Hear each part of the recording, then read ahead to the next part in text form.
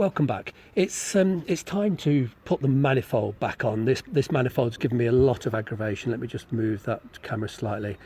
It really has given me a lot of aggravation. To be truthful, it's not a job I've ever done before. I've never removed the manifold, and if you followed the previous videos over the last couple of weeks, you'll have seen the nightmares I had with sheared studs and you name it.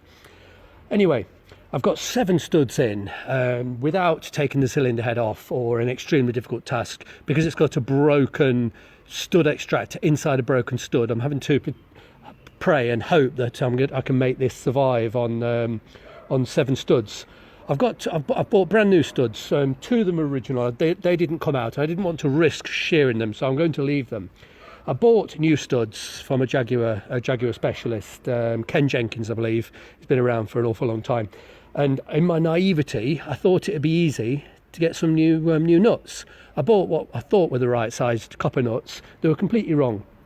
Jaguar, being Jaguar, continued right into the 80s using really old, well, these are not metric. They're, I believe they are 5/16 UNF, I think. And yeah, honestly, trying to get, so I thought, right, no problem. I'll retap the nuts that I bought. But of course, the taps were only available in metric. So I found on the internet a nut and bolt suppliers, and it was about 8 or 9 miles from home. Bear in mind, this is my only car, so I had to cycle on my bike. They open at 7 a.m. and I cycled. I've got this bloody bone shaker of a bike. It's an old Dutch thing. It's got no gears. It's wonderful for keeping you fit, but anything other on the flat ground is a total nightmare. So I cycled nearly 9 miles to this place to get there at 7 a.m. They're nut and bolt manufacturers and suppliers, and they don't keep in stock the UNF.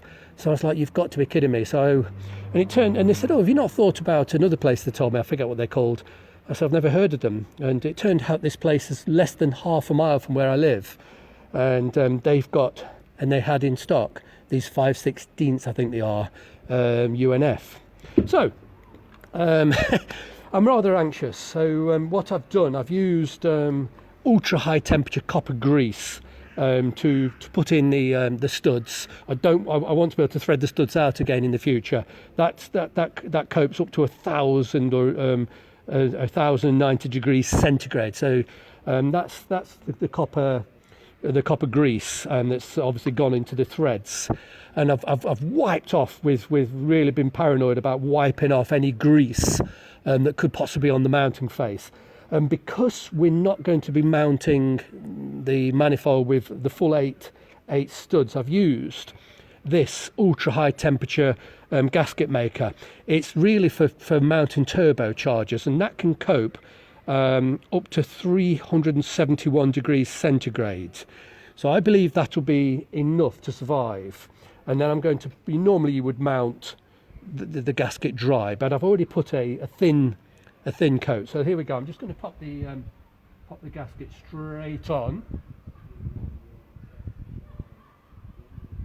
Here we go. So it's quite thick and sticky, so I'd spread it around, and I just got a flat piece of plastic as a spreader. And I'm just going to move the camera, because I've got a manifold right here. Can we see this manifold? Where is it? Let's just zoom out. There we go. Then what I'm going to do, I'm going to put a bead, the same silicone on the manifold. Let me just get the silicone. It's actually quite thick, so you'll have to bear with me. And I'm going to put a good coat, and I say good. It's going to be a thin coat. I'll put it. Oh, it's ever so thick. I should have cut a bigger hole really, but never mind. Let's just come on. Here we go. Let's just put a bead, and then I'll use my spreader, and I'll spread it about neatly the best I can before we offer this manifold up. Like I say to you, you would normally use a brand new gasket and do this dry, but because one of the studs is broken, I just daren't risk it. But the combination of a new gasket and this ultra high temperature silicone, fingers crossed, will be enough.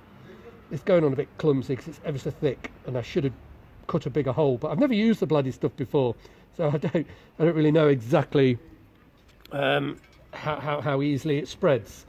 as it turns out, not very easily. It's very thick. Anyway, let me just pause the camera for a second whilst I finish this off.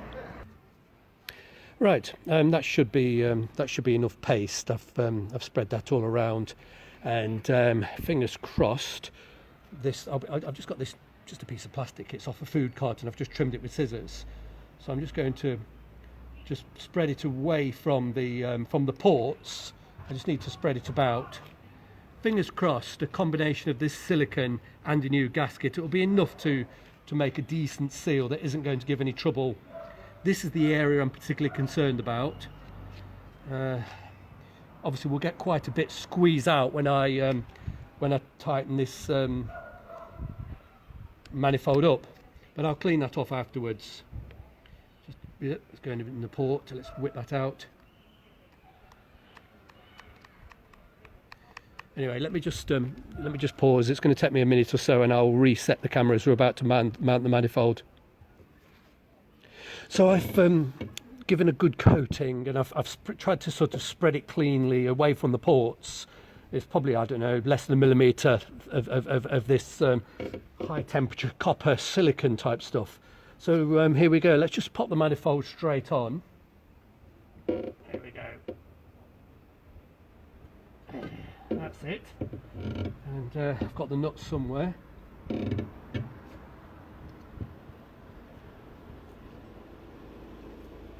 Got a load of new nuts. Let's in fact pop them down here. I'm going to use a tiny little bit of silicone on each one. Not silicone, copper grease. Just a tiny bit. This is ultra high temperature copper grease. So let's just pop that inside the thread.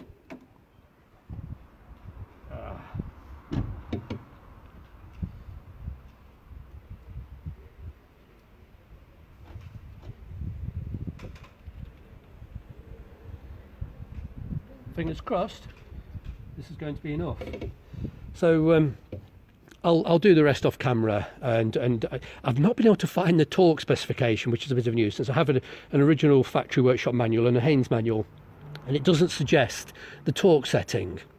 So I'll put all those on by hand, and I'll tighten it by hand. You know, I've got a torque wrench, and I'll look a bit deeper to find the torque settings. But fingers crossed, that's going to be enough anyway. I'll have to clean all this mess down. You know, it's going to squeeze out. Let's just zoom in a little if we can. Is it zooming?